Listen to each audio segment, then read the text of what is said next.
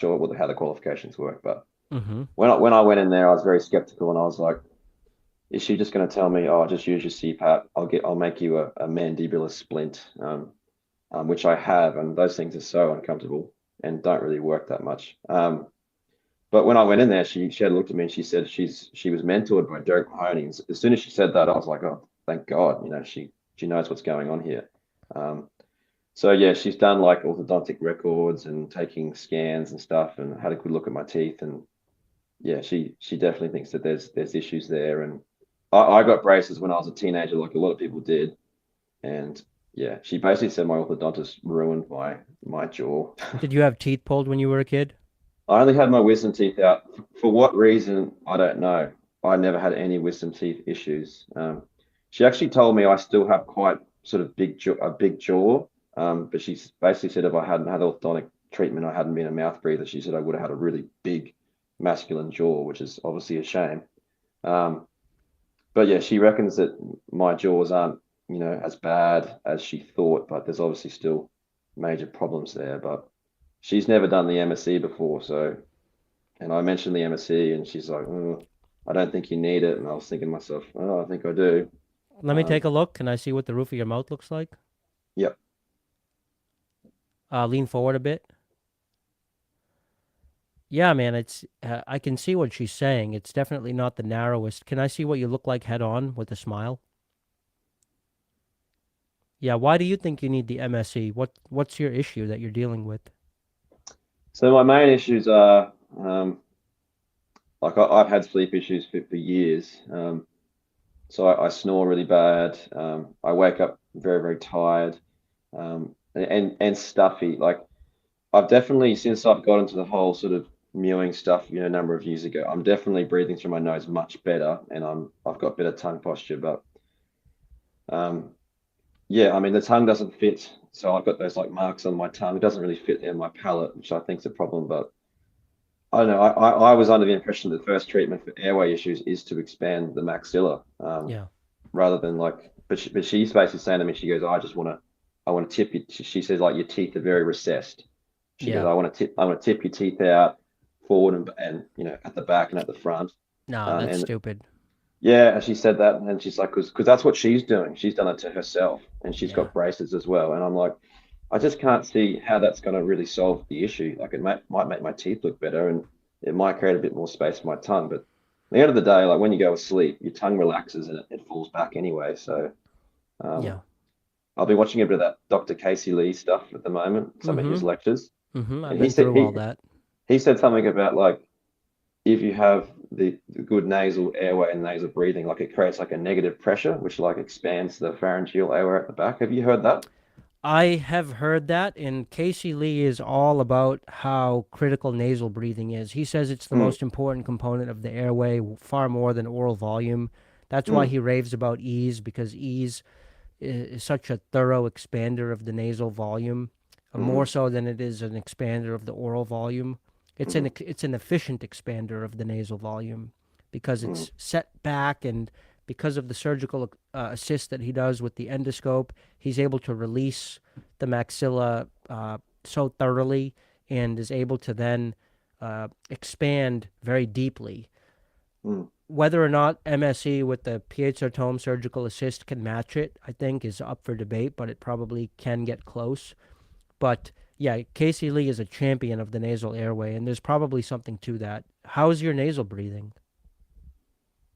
Uh, Kind of it's meh? always it's always been a bit restricted. I mean, when I'm working out, like I'm into exercise and stuff, like I try and breathe through my nose, but it obviously the blood vessels dilate and stuff, and then it gets hard. Like I try running on the treadmill every now and then, just breathing through my nose, and it's tough. Why? Because But it's so stuffy. it just feels restricted. It just feels like I Mm, can't get enough oxygen in. mm, mm. But yeah, I do wake up in the morning, sniffy and stuff like that. I don't think I'm a mouth breather anymore when I sleep, but I think I was when I was younger. Um, but yeah, so basically my story is I was getting quite big, so I was almost 100 kilos, which I think is equivalent to like 220 pounds. Um, and I knew I had sleep issues, and I got into this all sort of low carb carnivore sort of stuff, which I love, and I'm going to keep eating like that. And I lost a bunch of weight. So I went down to like 83 kilos.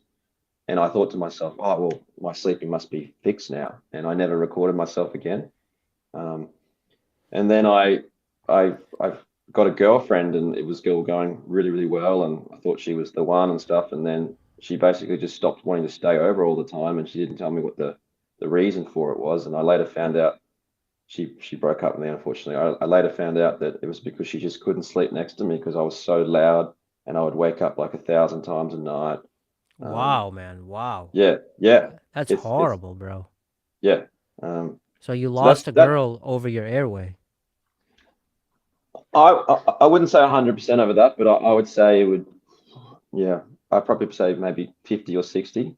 Um, because like relationships have to build, and you got to sort of get used to being around each other all the time. If you're not sleeping in the same bed and that sort of stuff, then I don't think it's really going to get very far. Because everything else seemed to be fine. So that's the other thing that sort of is a bit of a concern with all this stuff is like bad sleep can destroy relationships. Yeah. And that's often not talked about, and that's something that I kind of want to start raising awareness for as well. Like it's not just about your quality of sleep, but the person next to you, and yeah, and Yeah, like what do you mean look, by that? Can you elaborate on that point? well, I mean, my case, but like as an example, if you're making loud noises and snoring and moving around a lot, because obviously when you're lacking air, you're going to get your body and your neck into certain postures and positions to try and make space for you to breathe. Mm-hmm.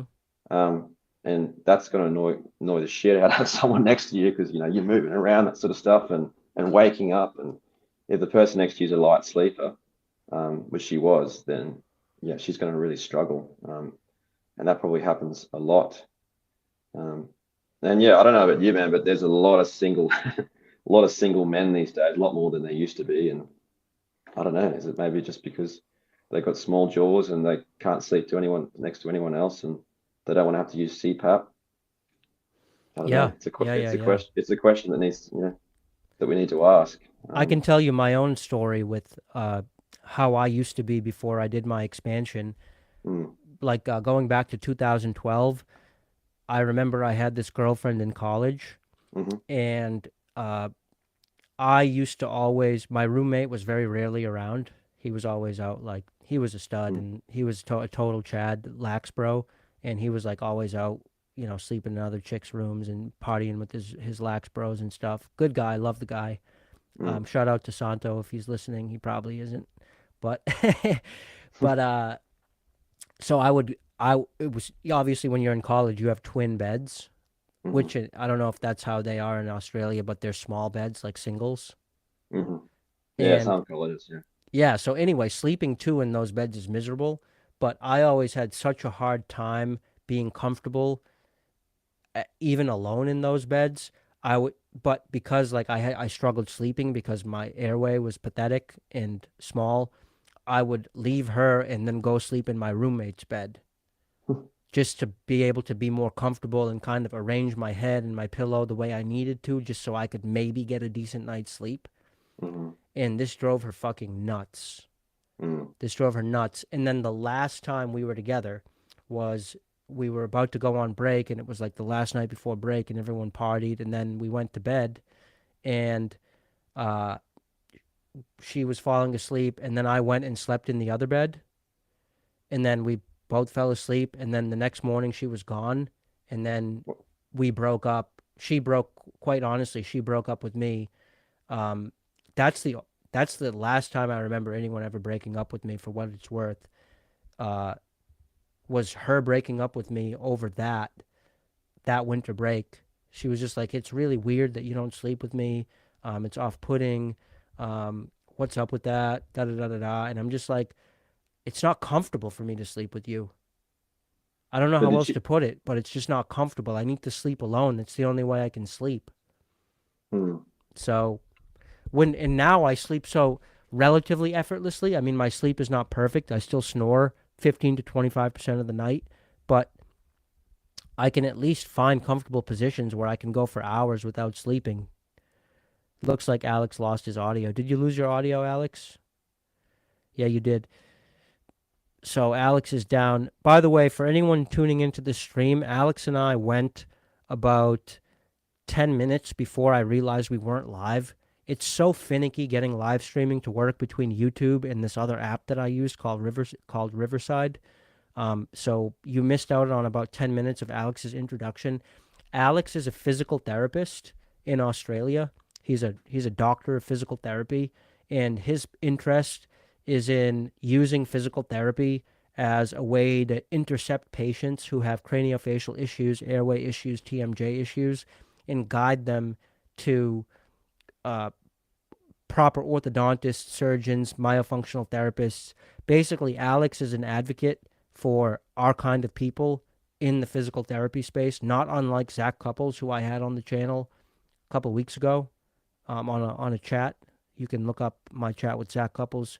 He is very similar to Alex, but it looks like Alex is also seeking his own care. Alex, can you hear me yet? We can't hear you. While you work on that, Alex, I'm going to go to the live chat. So Bailey, who is jolly, was tuned in even when I wasn't live. I think that's why he's saying hurry up. Bailey, we were chatting. It's just I didn't realize we weren't live. Domo, what up, kid? The father, appreciate that, bro. IMDO providers in the UK. I don't know of any. I'm sorry, Corey. Ron, have you ever noticed that when benching or doing other strenuous exercises, people tend to jut their mandible out? Yes, I do the same thing, especially when I'm sprinting. I jut my mandible out. I acknowledge that it's a cope, that it's a sign that my airway is too small. And it's one of the reasons why I'm seeing a double jaw surgeon in February, because I realize that my mandible is recessed.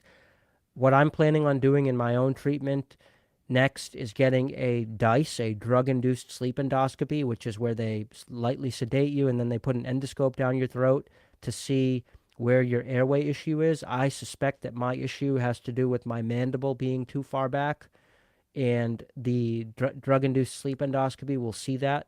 The camera, as it exits my nose and goes into my throat, will see that when I'm sleeping, my mandible is kind of blocking my airway via my tongue. And then I'm not saying I'm going to do a double jaw surgery, but I am going to see a surgeon.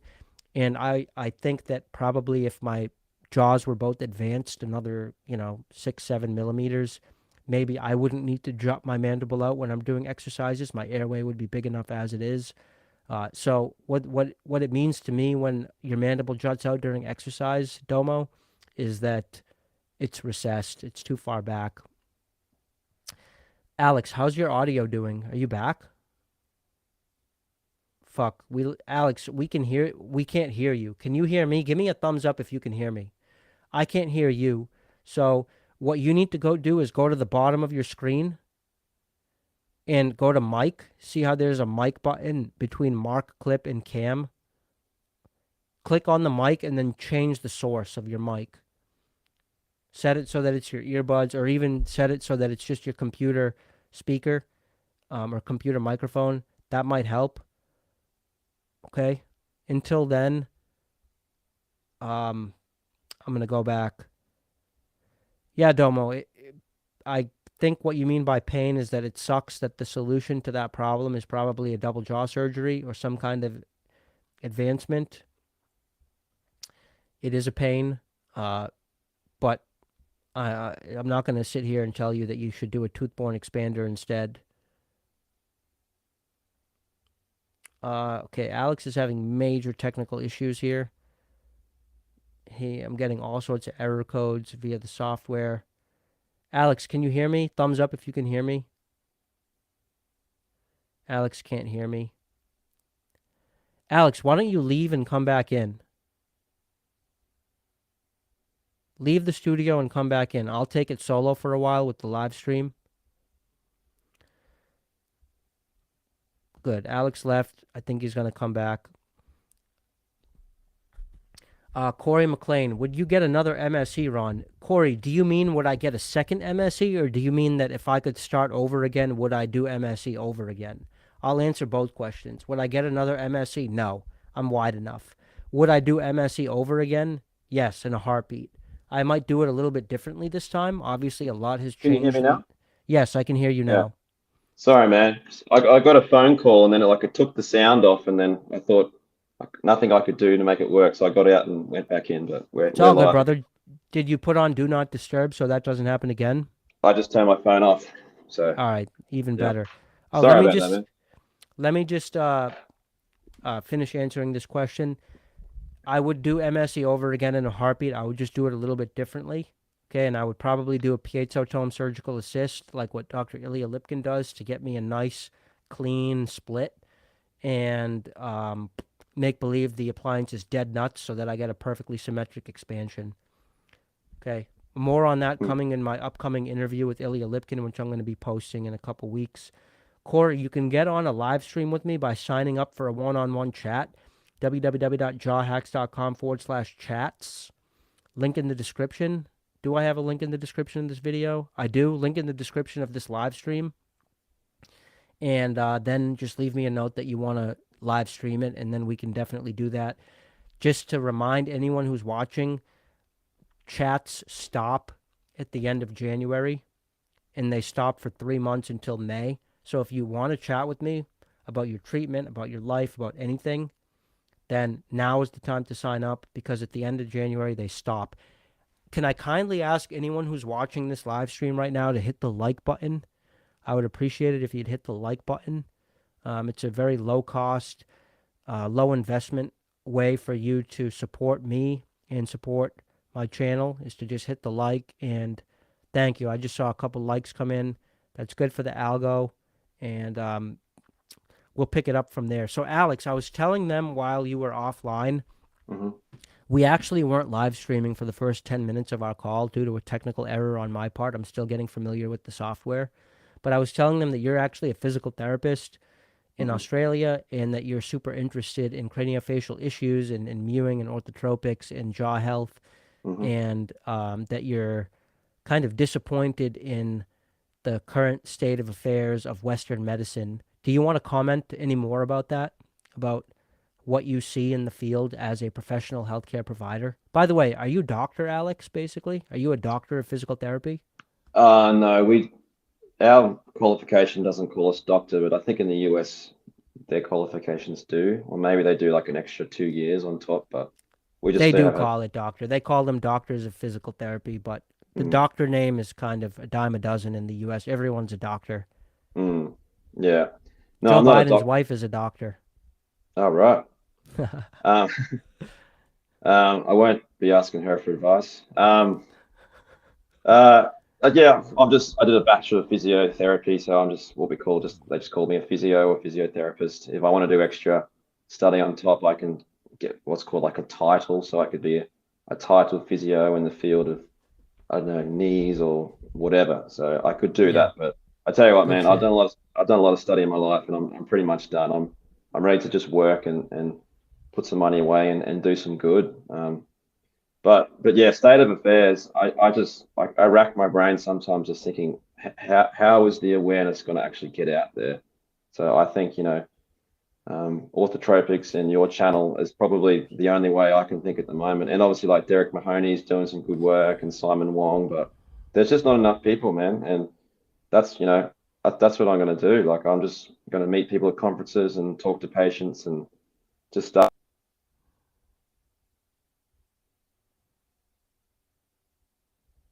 Fuck. You're right. Yeah, your video feed cut out for a second. The back. It's back, yeah. Yeah. Yeah, I mean, I'm 95% sure that, sleep issues, energy issues, bad posture, all that sort of stuff is all to do with the health and your development of your jaws. I could be wrong, but I'm pretty sure that's what the problem is. So So, if you could grab the dean of your typical med school in Australia and just grab him by his coat and shake him up and splash cold water in his face and smack him and mhm. say, "Hey man, this is the way it is." What would you tell him? What would you say? I'd be like, get out of bed with the pharmaceutical companies and start learning about the root causes of, why we are unhealthy and why we are getting uglier and uglier. Um, And look, if he asks me to get out and call security, so be it. But I want to at least let him know that let's start looking at some root causes and finding out what the real problem is, and let's work on prevention, and let's make our society healthier, make our kids healthier. Because that's the other problem, man. So I used to be a school teacher, right? And I only did that because when I was younger, I did a bachelor of music, so I'm a musician too. I'm going to chat about that in a sec. And then on top of the music degree, if you don't do like a teaching diploma, it's like useless. So, and like I've just noticed over the years, kids are getting worse and worse with their behavior and their concentration. And I've been researching this field and studying a lot of stuff, watching a lot of videos, and I think they're right. I just think kids are getting poor sleep because they got bad oral habits. They're not eating hard foods. They're not sleeping well, and then they're rocking up to school, and then they're not behaving and they're not learning. So we're just getting dumber. It's scary, man. It's scary. Can you And speak on what you think the connection between small jaws and ADHD and those types of behaviors are? that's a What good do you question. think? ADHD is a funny one. Because I know some people who have ADHD and they're very good looking and they've got really Yeah, big jaws. So sure, sure. But I there's don't also know. people that are very good looking that have sleep apnea. It's weird, man. It's weird. Yeah. I- Sometimes the phenotype and the symptoms just don't match. Yeah. You I know, found the other day Joe Rogan's apparently got sleep apnea. Man, he's got great jaws. Unless, that's what I'm saying. unless it's like the gear he's taken, it's like made his neck big or something. But like you look at like younger photos of him, he's got like great mandible, very prominent cheekbones. It's hard. Yeah, it's weird. Um, I don't know, maybe his tongue's just too big for his mouth, maybe, but Maybe, um, maybe it's the booze and the weed. possibly, yeah, maybe the weed relaxes you so much that your tongue just falls all the way back. Um, Yeah, but but yeah, you look at someone like Jordan Peterson, who I love by the way, and has sort of changed my life. You can tell that he's got some cranial dystrophy going on, and he was like addicted to benzos. That's like a sleeping pill, just to get a good night's sleep, and like he shouldn't be having to do that. yeah. So. He has to be on a super strict carnivore diet just to be able to get through life without having these psychiatric episodes. Mm. Yeah, I'm all for the carnivore diet. I mean, I wouldn't say 100%, but yeah, it's pretty extreme what he has to do. Um, Yeah. I'm a big but yeah, carnivore guy myself. I've ranted on the carnivore diet many a time on my channel. You've probably seen it. yeah. I'm thinking about going maybe like 75% carnivore. Like I still like some of my veggies, and um, the jury's not out on sort of like how bad they are. But yeah, I'm eating a lot more just like steak and chicken and eggs, man, and it's great. It keeps you very lean, keeps you healthy. You don't just feel crap like eating like a McDonald's burger. Like, yeah, it just feels real. Mm-hmm. And the science is all bullshit on like that causes cancer. I just think what causes cancer is like the bread and the tomato sauce or ketchup, as you say, the barbecue sauce, and all the other shit you have with it. Mm-hmm. It's not the meat. Well, it's not in its purest form anyway. I don't believe. No, well, did you ever see the documentary Supersize Me about the guy who ate nothing but McDonald's for I think it was 30 days? Yeah, that was disgusting, but yeah, that was I saw that. Yeah. It was. In Mm, that documentary, though, they interview another guy who's been eating McDonald's twice a day for years and years and years, and he was super thin and apparently pretty healthy. mm, His trick was that he would eat two Big Macs a day, mm, but he would not get Coke and he would not get fries. He would just get the sandwiches. mm, And sure, the bread sucks, but the point is that the meat and veggies component of McDonald's is not that bad. I mean, the beef mm, patties are 100% beef. I see Wesley Turvery in the comment section saying grass-fed beef is key. No, McDonald's beef is definitely not grass-fed. I mm, actually was touring the country one time with my dad, and we went through Kansas, and we stopped at this cattle convention where like think of like the town fair, but it was like all cattle equipment and farm stuff, mm, and we spoke with some cattle farmers, and they were like, yeah, the McDonald's beef cows are like exhausted milk cows. Like when the mother cow can't milk anymore and she's too exhausted to milk anymore, they mm, send her to slaughter, and mm, that's where McDonald's gets its beef from, which is disgusting. mm, But like it is 100% beef, so it's not the worst thing. I would argue that a McDonald's beef patty would be better to eat nutritionally than a 100% pure soy burger. Mm. Oh yeah, You know what I that's mean? yeah. What are they putting in that stuff? Those veggie burgers or veggie meats? Like they must be putting some serious chemicals in there. Yeah. Stay away from that. Yeah, yeah, yeah, yeah. Mm, Yeah, and interestingly, Domo SCN just said Carnivore MD, who is Paul Saladino, who some call the real Liver King, and I would give him that title. Carnivore MD, Paul Saladino, said that McDonald's is one of the only fast food places that doesn't cook the beef in seed oils, which is remarkable. yeah, that's great.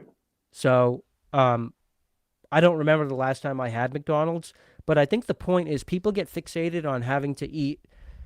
It has to be grass fed, or it has to be super organic, or da da da da da. It has to have all this nice labeling. McDonald's is always bad. Morally, is McDonald's bad? Maybe, but from a biochemical nutritional perspective, a McDonald's beef patty is 100% beef. If you zoom in on those molecules, it's Hmm. beef, Yeah, right?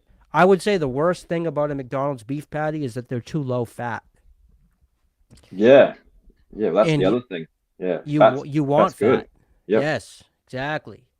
That's the biggest mistake I see people making on carnivores. They don't eat enough fat. So Mm, whenever I eat beef, I keep a tub of beef tallow next to me, hmm. and I scoop beef tallow, which has the consistency of like butter. Hmm. At room temperature, it's semi-solid, and I dip my beef in beef tallow, and that's how I make sure I get my fat. Yeah, well, like going on sort of back to the medical thing, like doctors still prescribing diet and nutrition advice based on the food pyramid. And the food pyramid, the main food is carbohydrates. It's That's fucked. in, that's insane and low fat. And I'm sure you've seen all those documentaries about like the fat Ansel Keys or something, the fat hypothesis or something. But yeah, that's obviously all What is just the bull. hypothesis? That fat is good or that fat is bad? No, because Eisenhower had a heart attack, and then this physiologist called Ansel Keys did all these studies and then found out that fat and well the lipid hypothesis is the cause of heart disease. And because he said that, then all the drug companies started coming up with these like cholesterol pills and all sorts of stuff, and that they've made heaps of money. And I don't even think cholesterol pills actually really do anything.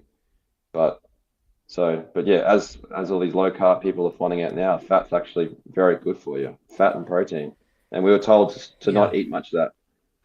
And look what right. the carbohydrates has done for people's jaws. Very soft food, very high calorie. It's made people fat. You know, Mm-hmm. basically Mm-hmm. people sleep apnea if you think Mm-hmm. about it. Mm-hmm. Um, Mm-hmm. Yeah, fat is bad when mixed with carbohydrate. mm, Okay, you're better off eating, so you're best off eating protein and fat alone. mm, You're better off eating carbohydrate without fat than like a bunch of sugar plus mm, the fat. That's mm, when you get screwed mm, nutritionally. So fat can be bad when mixed with carbohydrate, but mm. on a paleolithic ketogenic diet, on a carnivore diet, you're not eating the carbohydrate, and so the fat is not unhealthy. That's what people miss. Mm. Yeah. What's your thought on fruit? Do you think fruit's okay? I think fruit's okay. I just Mm, think fruit is a treat.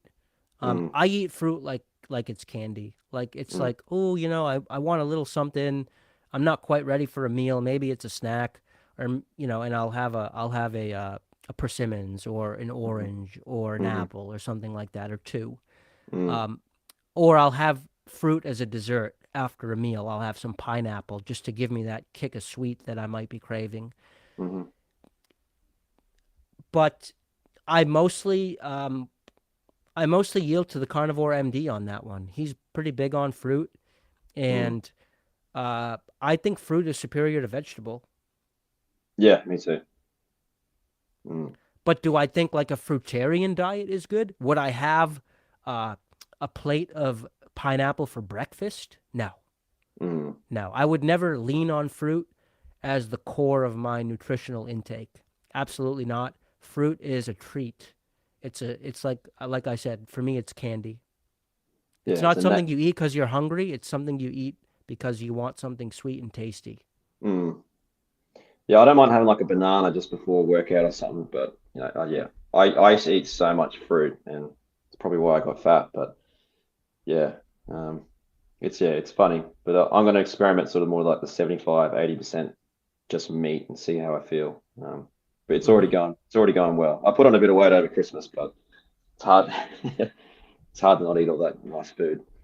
Yeah, Um, I hear you. What's going yeah. on with your dating life? So did you ever recover from that breakup?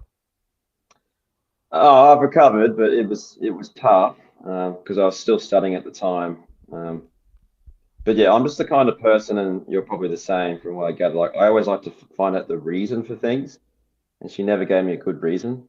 And I was just like, what's going on? Like everything was great.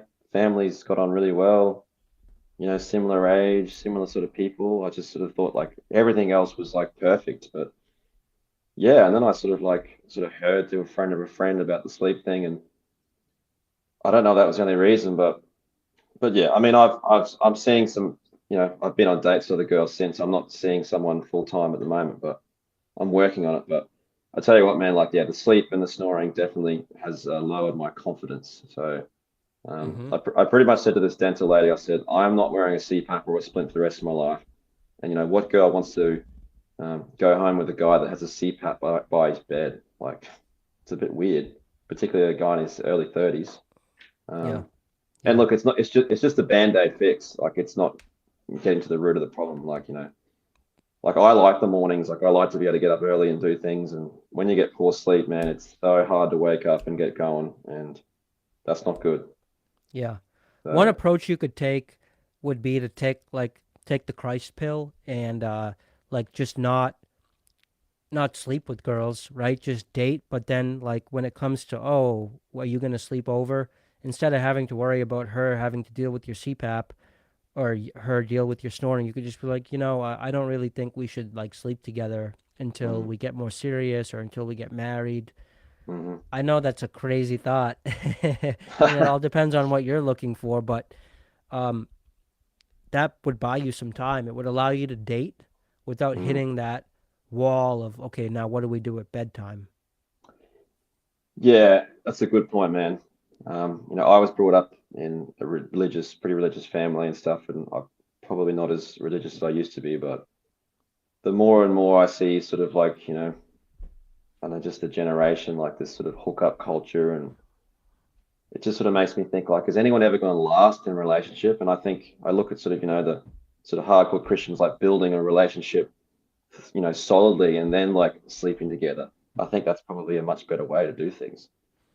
As long as you're not like 19 and get married at 20, just so you can have sex, because a lot of them do that as well. although, Yeah. although those are the people that are our age and with five kids, and they're ready to start going into the coasting period of their life in their 30s, where all that child Mm. rearing and stuff is sort of behind them. That's an amazing place to be, Oh, right? But I'd love to be in that place, but yeah, I'm working on it. yeah, yeah, and maybe for me Mm. and you, that's going to be 42 instead of 32. Mm. Well, the carnivore diet might keep us young, mate. So let's let's just keep looking younger, and like we don't have to worry how old we are, right? Yeah, yeah, Yeah. yeah, yeah. I do think that what they've done with dating culture and hookup culture and with young men's attitude toward what it means to have a sexual relationship or a romantic relationship, it's not so different from the destruction to young men that's occurring with facial structure. It's a Hmm. multi-prong attack. The physical side of it includes dietary bad advice, uh, facial structure, bad advice, getting teeth pulled when you're young, and not teaching you nasal breathing, and not teaching you Hmm. to chew tough foods. But there's also a spiritual and psychological side of it too that includes pornography and making guys feel like their love life has to look like Dan Bilzerian's or Mm. Leonardo DiCaprio's, where you need multiple women, you need to have a harem in order for you to be successful romantically, right? Like Mm. that's not a healthy idea. That's an idea that leads to either misery and self doubt or false expectations of what a man should become, Hmm. or in the case of Chads, it leads to sexual promiscuity that sort of rots away the soul, Sure right? does. And your boy Jordan Peterson.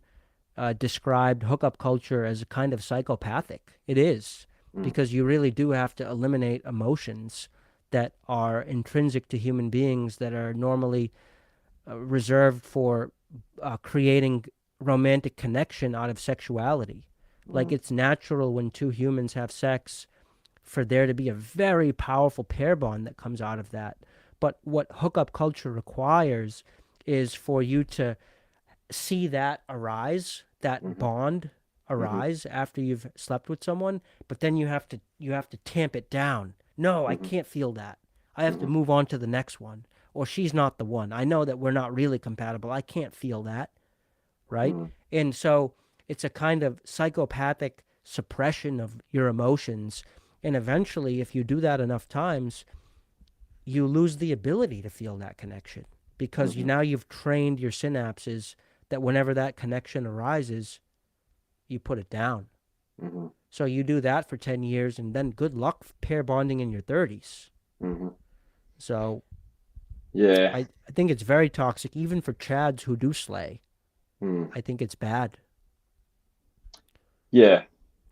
No, it's not good, and it's like pornography. Like the more you do it, like they're like, oh, I'm not satisfied. I need something else. I need something else. It's the same with hookup culture. And look, it's not just guys that are doing it. Girls do it a lot as well. And yeah, I would just hate to see people like miss out on having like a proper partner and having a family, loving family, just because they were horny and they just wanted to try and slay as many people as they could. And I can see that's going to start happening in the next 10, 20 years. Um, Yeah. so, Yeah. but yeah. What? Mm. Yeah. Go So, ahead. oh, I was just going to say before getting back to the orthodontic stuff, I just wanted to bring up red pill and black pill quickly, if that's all Sure. right. Um, Sure. yeah, I mean, I'm more of a red pill myself, but I do think that there is some truth to the black pill. I think the biggest thing that I've observed this day and age is height. If you're under 6 foot, girls a lot of girls just aren't interested in the slightest. Because there's guys now that are like, because people are getting taller. There's guys who are like 6'2", 6'3", 6'4", 6'5". Just like it's becoming normal.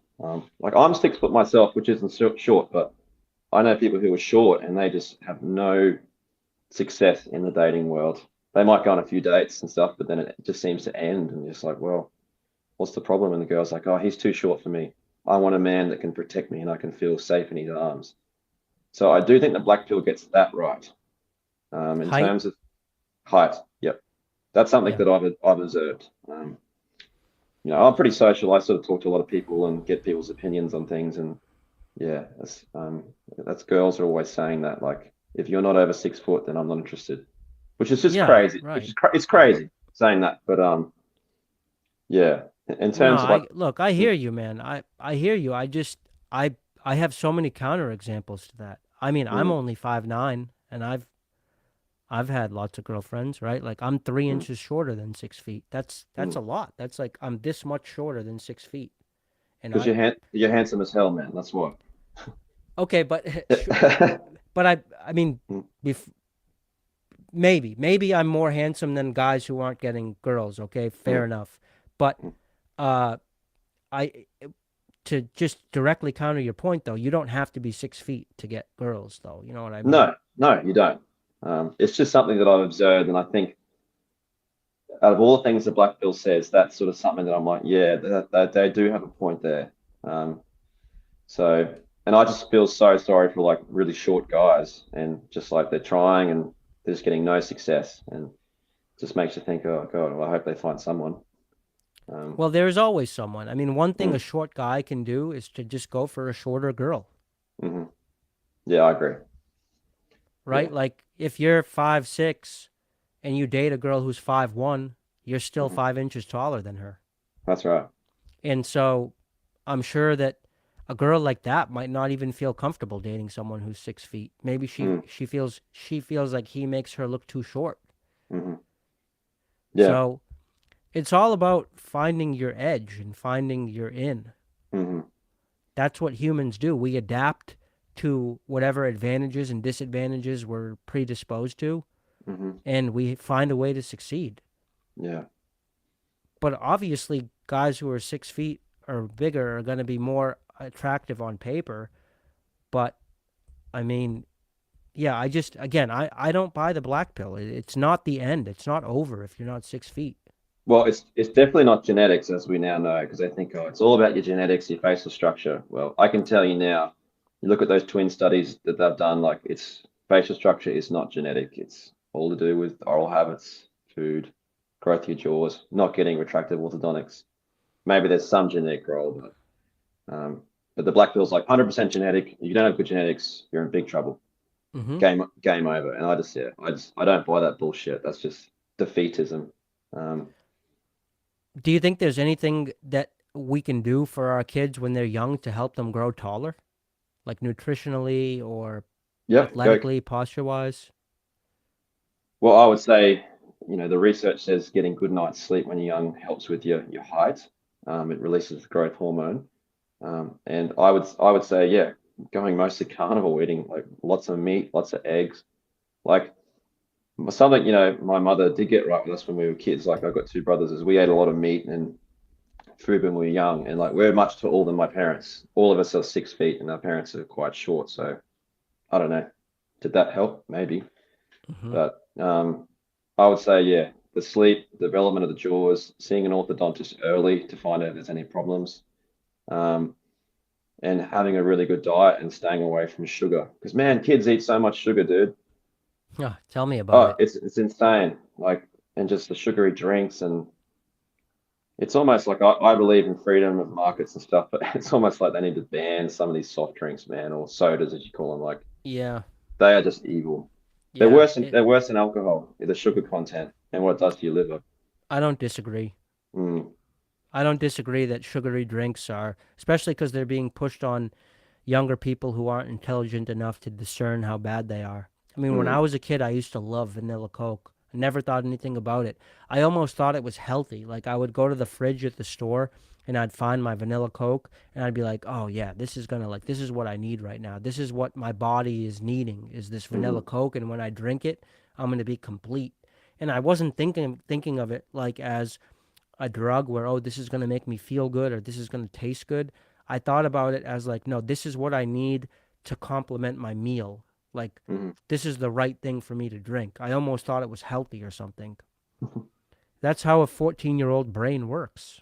mm. Yeah. And sugar is a drug. There's a book on sugar from the 1970s called Pure White and Deadly. Hmm. And it's an old book, but it really gets to the matter of what sugar actually is, and it's an addictive substance. It's Hmm. really no different, and it's a psychoactive drug too. Hmm. And it's not that much different than alcohol or cannabis or any other drug. It operates on the dopamine reward system in the same way and wreaks havoc on the physiology in the same way. Yeah, and it rots kids' teeth too. Like kids get like teeth pulled out from drinking too many sugary drinks. Like that's just insane. So how are their jaws going to develop if they're getting teeth pulled out? Mm-hmm. So Hey, I just yeah. got a super chat from Jolly, who's Bailey, who I had on before. Bailey, shout out to you, bro. 199 super chat. I think that's a super chat. Not sure, but I really appreciate that, bro. Thank you. Hey, what I did want to ask you, Alex, because you're a physiotherapist, what do Mhm. you think about leg extension surgery, and what effect would that have on a person's ability to like walk and run and sprint and stuff and jump? You mean like making them taller by like putting the pole through the tibia? Is that what they do, or is it the femur? I don't know. Uh, I think the femur. the femur? Yeah, Hmm. it's like I wouldn't do it when you're MSE for young. the femur. Yeah, I wouldn't do it when you're young. You'd kind of look a bit out of proportion if you did it though, wouldn't you? Like, I don't yeah, I know. mean, It probably depends on what your existing proportions are. mm, Some people are very torso heavy. I have a mm, longer torso than I have a longer lower half. mm. Well, I haven't really looked into it, but like it's pretty invasive sort of stuff, and any of that kind of big surgery, there's always, big risks involved, but maybe the surgery might get better and it might become more of a thing. But in terms of like running and function, I don't know, man. I haven't looked into the studies, but I couldn't imagine that you'd be. as athletic as you probably would have been beforehand. But at the same time, man, that knees over toes guy, he had all those surgeries done, and he's like a supreme athlete now. So just goes to show, True. just because you have surgeries done and missing certain ligaments doesn't mean you can't get super strong. And yeah, he's a legend, by the way. That guy, he's awesome. I love He's not knees over toes guy. he's not a physio, but I can tell you now, he's coming up with exercises that trump most physio exercises that people prescribe. I'm going to Mm-hmm. be using a lot of his stuff in my treatments. Good for Uh, you. mm, Yeah, I'm a huge knees over toes fan. I've spoken about him at length on my channel, and I do a lot of his stuff. I walk backwards on my treadmill. I do um, uh, Nordic curls. I mm. don't do full Nordic curls because they're incredibly difficult, but Yeah. I'm working toward them. I do the split squats. Hmm. They're great. Yeah. Hey, Aiden says ban Coca-Cola and porn. Would you also ban porn, or would you leave porn? I'd ban it for kids under the age of 18. Yeah. I don't know how you do that though, No, I don't know either. because when I went to school, there wasn't porn on people's phones, and I reckon there's kids in like elementary school who are looking at porn on their phones. Like That's crazy, man. that's just insane. Like, It's cr- it's crazy that kids in elementary school have phones. mm. Yeah, I got my first phone when I was 16, and that was just like a little flip phone. Um, but yeah, I don't know if you can ban something completely. I don't believe in sort of banning things 100%, but I think yeah, we need to protect our younger generation, Mm-hmm. and they shouldn't be watching porn, just like they shouldn't be drinking alcohol until they're 21. It's 18 in Australia, by the way, so kids are already getting shit faced when they're 16, 17. Um, Mm-hmm. Mm-hmm. I was the same, but I now know that that was bad. That was bad for my development, and probably terrible for my sleep as well. Yeah. Um, Yeah, no doubt. Aiden mm, Hauser says, Ron, look up new Louisiana law that bans porn for kids. They make it so you need an ID. I think that's interesting. mm, Heliana says ban porn for all ages, demolish it. Aiden says based Heliana. Yeah, that is based. That is based. Yeah, I don't think a federal porn ban is going to ever happen. Nah, no way. I think maybe in Bible Belt states like Louisiana, you might get mm, a porn ban, but it'll never go federal. Not with New York and California having representation in the federal Congress. No mm. way. Yeah, yeah, What else, Alex? What else yeah. do you? What other topics do you want to broach? I want to sort of get back to my sort of case and what I can do. Okay. Like I think I'm a bit of a tricky case. Like because she says that I'm not that bad on the scans and stuff, but she's basically said I've got an overbite, which is not good. And she said my main problem is my TMJ issues. So on my right side, my TMJ clicks like crazy, and I have a limited mouth opening, which is related to that. And she said that my main problem is that, and she wants to fix that first by getting me to have a proper bite. And she said that will also help with your sleep because it will bring your mandible forward, which I agree. I don't necessarily agree with just the teeth tipping to try and create more tongue space. I mean, I don't know. What's your thought on that? Like, since the MSC, has your sleep and snoring issues completely gone, or does that not necessarily fix things? No, it definitely puts a big dent in them. Mine aren't Mm, completely gone, but they're a hell of a lot better. I still have issues with my right nostril, and I still have issues with my mandible falling into my throat. hmm. But those are MSE can't really solve all of your problems, but it can definitely solve some of them significantly. Mm. Right? I don't like her plan. I think you owe it to yourself to get a second opinion. Go see Derek Mahoney. What do you have to lose? Yeah, well, I mean, he's in Sydney. I'm in Brisbane, but I was thinking maybe I could do like an online consult at first just to get a bit of a second opinion and send him the orthodontic records. But she knows Derek Mahoney, this lady, and she's going to do the MSE course. And then, like, I would kind of hate to be the first patient that's putting an MSE in there. I wouldn't want it to go badly. Um, You can't expect someone who's never done an MSE to recommend MSE for you.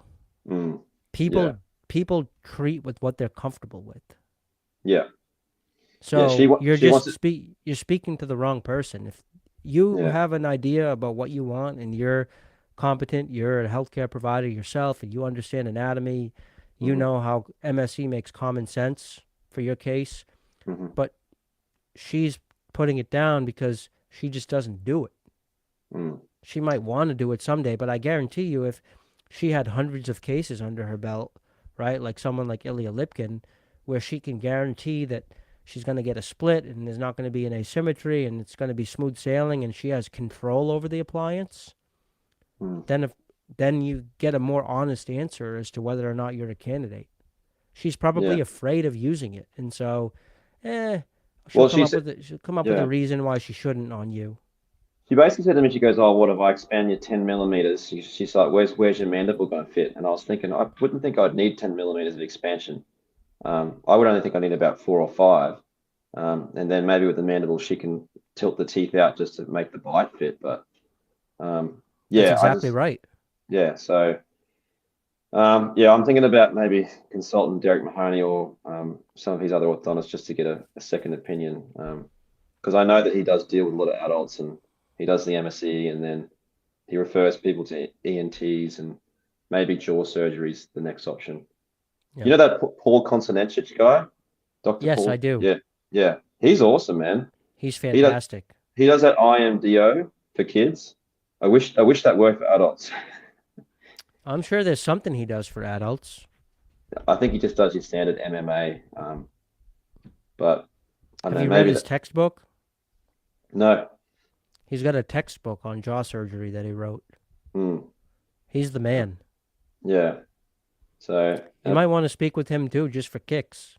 mm, yeah, particularly if I'm going to refer people to things, but yeah, I Right, just don't know. right. I just don't know what the end game is for me. Like, I don't want to just give up and be like, yep, I'm just going to sleep poorly and snore for the rest of my life. Like, that's not going to work for me. I need to try and do something. So, The end game for you is take the easy gains. You have mm, someone who's within striking distance to you. That's Derek Mahoney, who can give you an appliance that's going to get you a guaranteed positive result in at least one direction. Is it going to solve all your problems? No. Is it going to take you in the right direction? Yes. Is it available mm, to you? Yes. mm, Why not? yeah. So what's your plan? Are you going to think like jaw surgery now, or is that just something that you just want to talk to someone about, or do you think that's the end game to get that width and that anterior growth, or For most of us, that's the end game. Yeah. yeah, For me included, I think I would definitely benefit from a half centimeter or even a whole centimeter of advancement of my jaws. Like I mm, said, I still snore 20 to 25% of the night. mm, I suspect that what's causing that is my mandible is falling into my throat. I mm, think that my tongue is just needs space to come forward, mm, right? And the only yeah, way I can give it that space is to actually lengthen my jaws forward. mm, I do also have blockage in my right nostril a lot of the time. Before MSE, I had blockage in both nostrils. Now my left nostril is damn near perfect. That was the mm, side that I asymmetrically expanded on. I got like 7 millimeters on that side. That nostril is good now. My right nostril is my problem now. mm, And I'm considering a turbinate reduction surgery on that side. I'm actually seeing an ENT tomorrow. right, A turbinate reduction, I don't fully understand it, but basically they don't cut out any tissue. What they do is they stick some sort of laser device in and they zap the tissue and it shrinks, but they don't actually cut it out. So mm, I don't think ENS, empty nose syndrome, ever occurs with turbinate reduction mm, done that way. I'm yeah, considering that.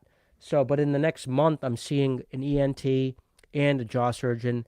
From the ENT, I'm going to ask about turbinate reduction on the right side, and I'm also going to ask for a DISE. Are you familiar yeah, with DISE, drug-induced sleep endoscopy? yeah. I actually recommended a guy the other day in his late 60s who's apparently had sleep apnea for a long time, and I said, "Oh, have you heard of the DICE?" And he's like, "No." I said, "You need to sort that out because you don't even know where the obstruction's coming from. Exactly. I listen to snoring sometimes. It sounds like sometimes it's the nose, sometimes it's the tongue. I think in my case it's probably a bit of both.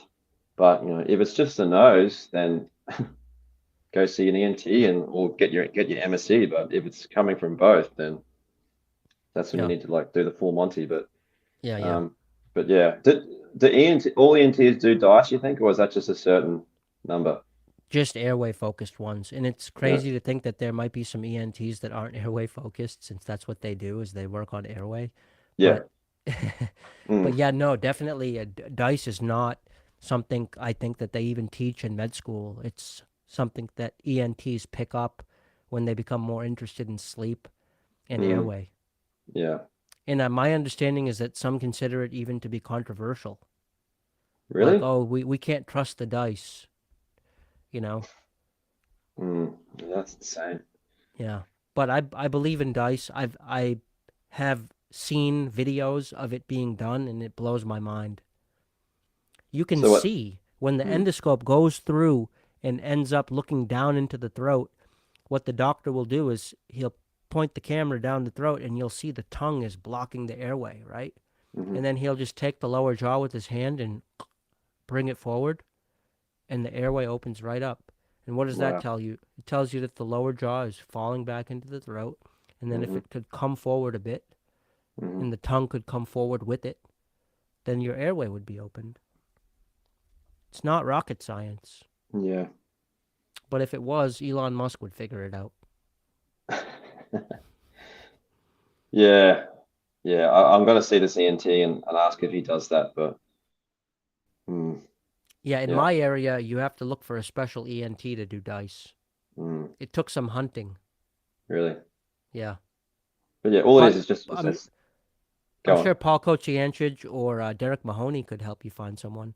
Mm, Hey, anyone who's watching who hasn't liked this video yet, please do so now. I would really appreciate that. Liking the video is a no-cost way for you to support the channel, and it's pretty low investment. I'd appreciate if anyone who hasn't done so could smash that like button. Chris Correo, another future healthcare professional, future dentist, is in the house. nice. What's up, Chris? Daniel Che, I've somewhat manually corrected my deviated septum with my pinky, no joke. Okay, I believe it. I mean, I wouldn't recommend it, but I believe it. Okay, there's a conversation happening around balloon maxing. Aiden says, have you tried balloon maxing? I believe balloon maxing is simply blowing balloons every day as a way to strengthen your pharyngeal airway tissues. Hmm. Okay, so I haven't done it, but that's just because I'm lazy. But I would recommend other people do it. What I do have now is a new water bottle that I got called a Rem. What the fuck is it called? Uh, it's a water bottle that mimics breastfeeding. It's got a Mm, super long straw, and you have to suckle the water out of it. And when you do it, it really pushes all the muscles in your throat and in your jaw to the max, and you can feel them getting stronger. So that's my version of balloon maxing. I'm sorry, mm. Alex. Did I interrupt you? You were in the middle of a thought. We No, were talking about dice. Do you want to wrap that thought up? no, I was actually you made me think of something else, like Go ahead. with the exercise and stuff, like because surgery's always the last option and invasive procedures. Like I sort of thought to myself, like, are there exercises that I could do or give patients that can actually really strengthen their jaws and maybe it's like bring them forward slightly because like about like bone remodeling and Wolff's law. Are you aware of that? Yes, I am. Yeah. Yeah. Yeah. So maybe there are certain exercises that can actually help just grow your jaws and make them stronger and possibly create more space. Because the body's very adaptable. Hmm. Um, so yeah, that's another thing that I'd like to get into and like yeah, because if you can help a little bit, it's better than doing nothing. Yeah. Well, I know Um, it's cliche, man, but like chewing gum, assuming you have mm, healthy temporomandibular joints, chewing gum is the best thing you can do mm, for your jaws, in my opinion. mm, I mm, mean, the force that you generate when you mash your jaws together over a piece of gum is tremendous, and mm, you can do it for hours without any negative consequence. We're seem to be made to chew on stuff like that all mm, day, but your joints have to be healthy. I use this stronger gum product that I sell through mm, my website. You can mm, just go to jawhacks.com up into the product section. You can order a box of this stuff. It's tougher than regular gum. That's what I use. Yeah. Um, Yeah, I that's was what I would using recommend. But like one of those jaw liner gum things, and I was doing it a lot, and I was noticing some change. But my dentist said stop doing it because of your TMJ thing. So I stopped doing it. But if I don't you've know. got TMJ issues, you shouldn't do it Yeah. because Mm, then you're just exacerbating something that's broken. It's mm, like driving high speed on a flat tire. You don't do it. You drive yeah. slow on a flat tire. But if Mm, your tires are good, then balls to the wall. mm. Hey man, you should get Derek Mahoney on your channel. Have you reached out to him? I've never spoken with him. I don't know. I don't even know what he looks like, to be honest with you. Oh, really? I He's know got, he's nothing got about him. he's got videos on YouTube of him going through the MSc with a few patients. They're actually really good. Hmm. So I'd check them out. But yeah, man, he's really intelligent and he's very, very passionate. And he was mentored by John Mew, as Simon Wong was as well.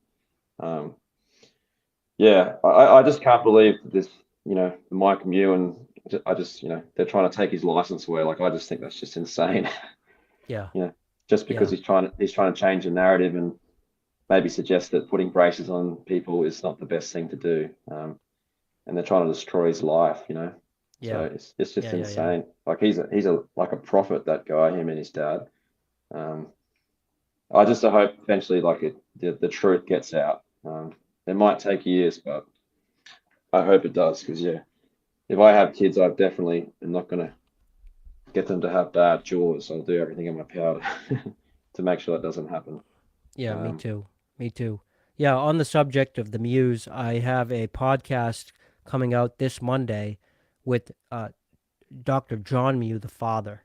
oh, sweet. So this is my moment to plug that. Going to be Mm, released on Monday. John Mew is 94 years old. mm, That dude is a trip. He's on another level, man. He is so based. mm, He is a completely different animal than Mike. mm. You almost wouldn't even know they were related.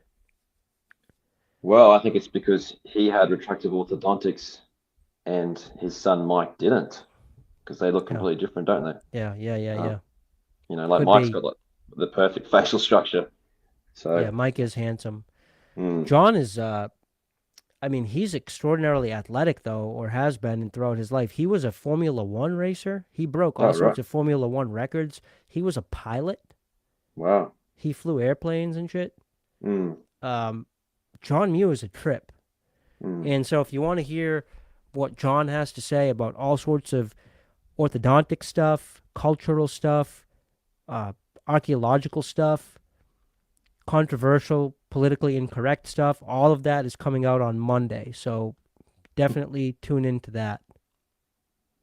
yeah, I mean that's great that you're doing that, man. And I think the more people you can get on, the better. I saw your podcast with that migraine doctor guy the other day. Um, Yes, yeah, that was very insightful.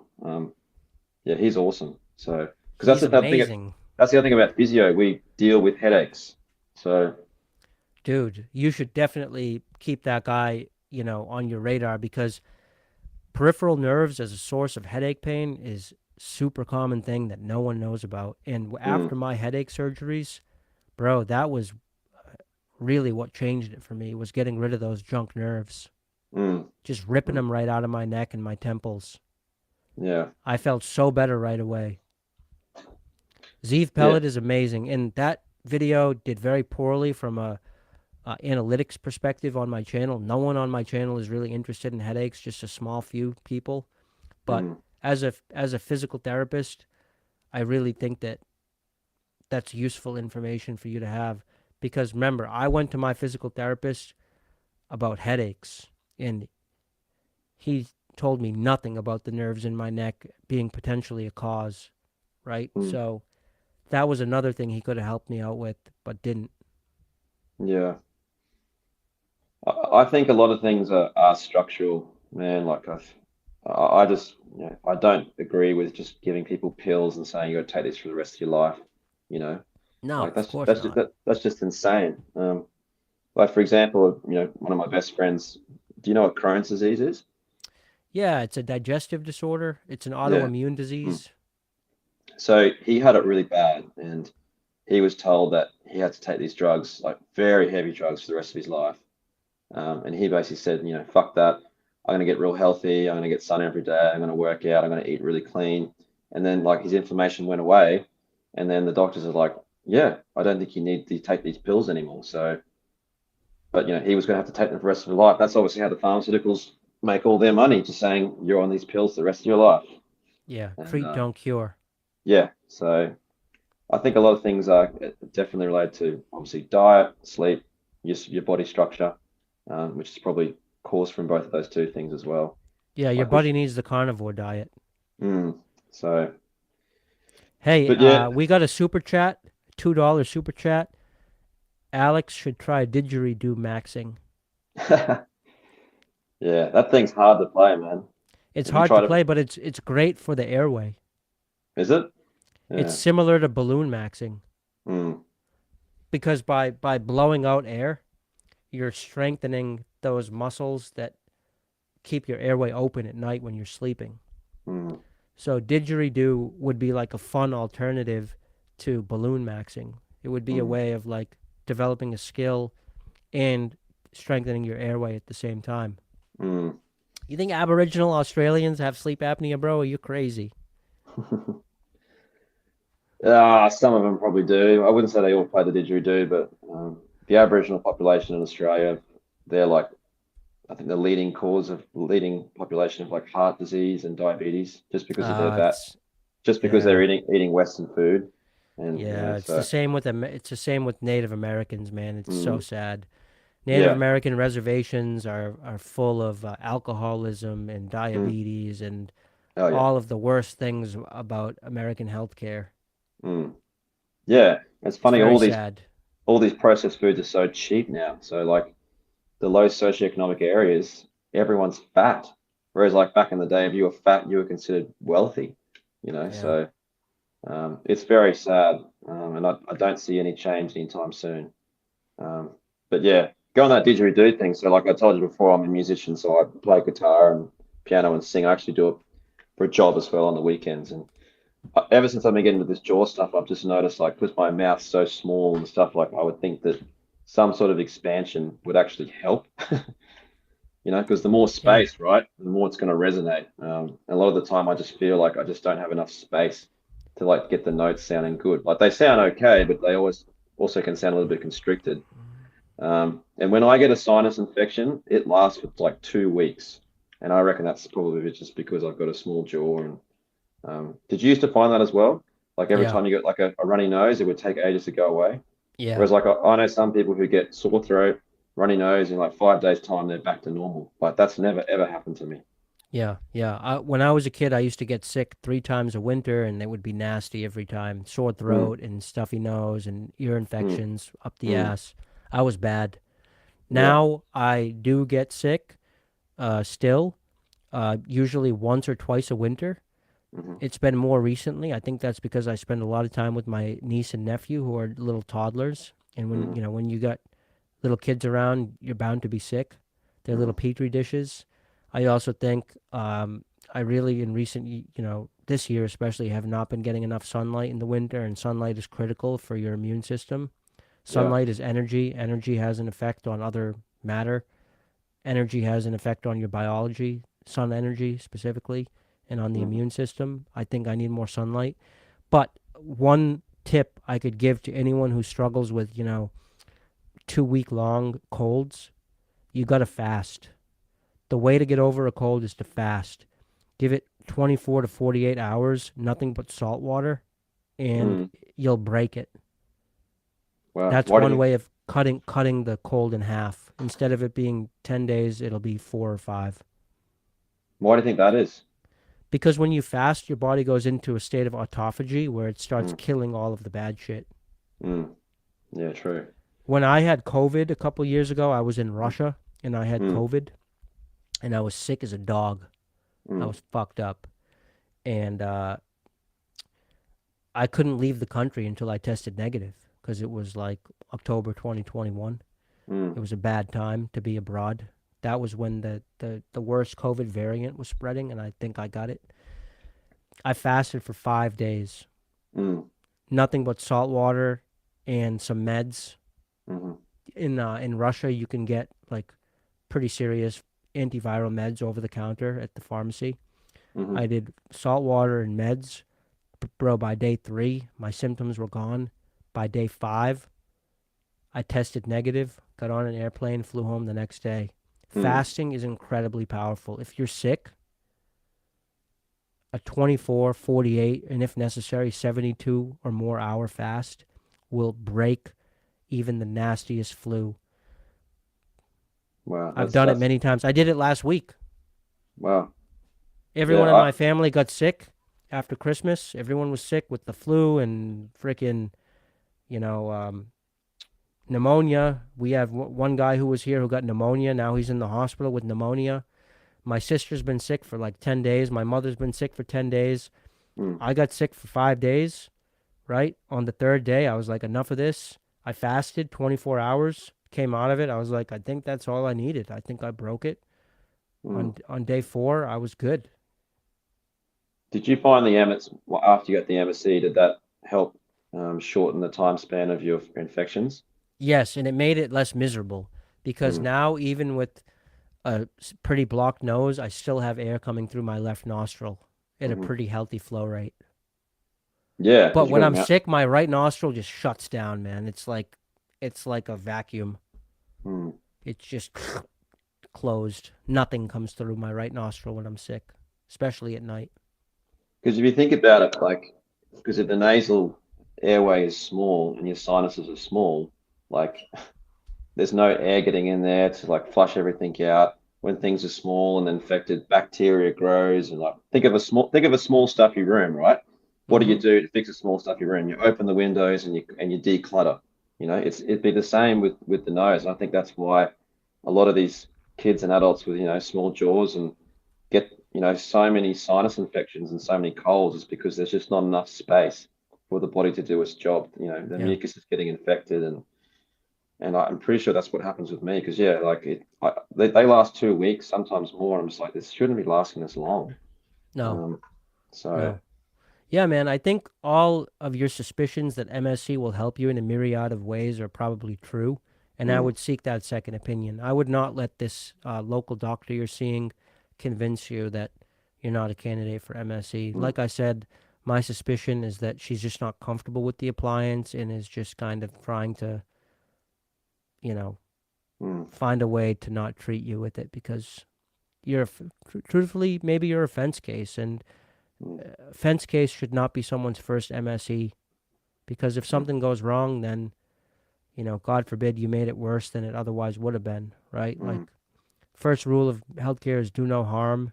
And if you're mm, going to treat a fence case like you, then you better damn well know what you're doing and make sure that you'll make things better, not worse. mm. Yeah, like I think she's awesome and she wants to help me, but I think yeah, she's just not familiar and comfortable enough with the MSC, and I don't think she Yeah. really knows what it is. 'Cause that's what I said to her. I said like my understanding was that the MSC actually widens the nasal airway and helps with your snoring, and then she sort of went quiet when I Yeah. said that. So, um, How do you explain that, huh? but yeah, I don't want to offend her by getting Derek Mahoney's opinion, but I think I'm going to have to. Oh, Um, bro, come on. mm, Don't worry yeah, about her. Don't worry about offending her. It's strictly business. yeah, that's right. There's no hard Uh, feelings. yeah. Anything in life, you should get 3 quotes anyway.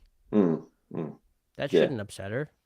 Yeah. Oh, well, she apparently knows him anyway, so I'm sure she won't care. But yeah, Yeah. I'm not going to just like rush into what her treatment was, which is pretty much tilt the Tipping teeth teeth. out, tip them out forward, bring the mandible forward, fix up my bite, which is because she wants to fix my TMJ because on the scans my joint's actually starting to like create osteophytes and stuff because been in such a bad position, and I can understand that's a serious problem, but that's kind of all she wants to do. And then she wants to put braces on me to bring the sort of, fix the teeth up. But I'm just Nah, like, fuck that. I don't think that's gonna fix the sleep problem. I just can't see how it is. Maybe No. a little bit with the mandible, but you know, I don't want to spend all that money and just sort of at the end of it be like, well, yeah, I've got nicer teeth now, and my TMJ issue might be gone, but I'm still snoring and have low energy levels. Yeah, all that money and all that time, and then after all that, you'll still have the energy problem, the sleep problem, and you're going to want to do an MSE anyway, and then you're going to put mm, the MSE and it's going to blow it all up. All that work you did with her to get everything all nice and delicately in balance, you're going to blow it up with the MSE because it's mm, basically a stick of dynamite. mm, Do the MSE first, make the mess. It mm, takes about 2 months to make that mess, and then you clean it up, and mm, then you get the teeth right and the TMJs right. mm, That's what I would do. I guarantee you, if you do this treatment with her, you're going to end up wanting an MSC later, and it's just going to be a wasted 2 years. mm. Yeah, I don't want to waste too much more time. No. Um, but yeah, what happens with the mandible? Like, because my mandibular arch is, narrower than my maxilla. I'm worried that like if I get this expansion, like my teeth aren't going to line up. So, You just have to moderate the amount of expansion you do with the MSC, and then you got to make it work orthodontically on the bottom, even if that mm, means doing some SFOT to give mm, yourself a little bit more room to expand into by adding some bone via the SFOT bone graft. mm, mm. That's what you got to do. Yeah, yeah. Well, that's my Not the end plan. of the world, man. Remember, Mm, 99.9% of MSC cases happen exactly that way. yeah. Mm, Orthodontic correction of the lower. Occasionally, they mix in some SFOT, and that mm. usually gets the job done. Alex, I got to jump. I've got Yeah, a man. commitment I've got to get to. It's been a blast. Thanks to everyone who tuned in. Alex, any last thoughts for the audience? Um, just get the word out there. Speak to your dentist, speak to your physical therapists, speak to your orthodontists, and speak to your doctors, and just start putting these words and getting them thinking about the root cause of what these problems are. And we need to save ourselves, but more importantly, save the next generation and make them healthy. Because that's the only way things are going to change. But yeah, watching your channel, watching Orthotropics, and there are other channels. To that channel, Grow Your Face. Do you watch that guy? Yeah, I do. He's a Yeah, good dude. yeah, he's cool. Yeah. But yeah, man, like if you can interview people like Derek Mahoney and Paul Consonantich, like that would be awesome. Yeah. I would super like or super chat, whatever it is. Thank you, man. Um, Yeah, I'll try. I'll try to get those guys on.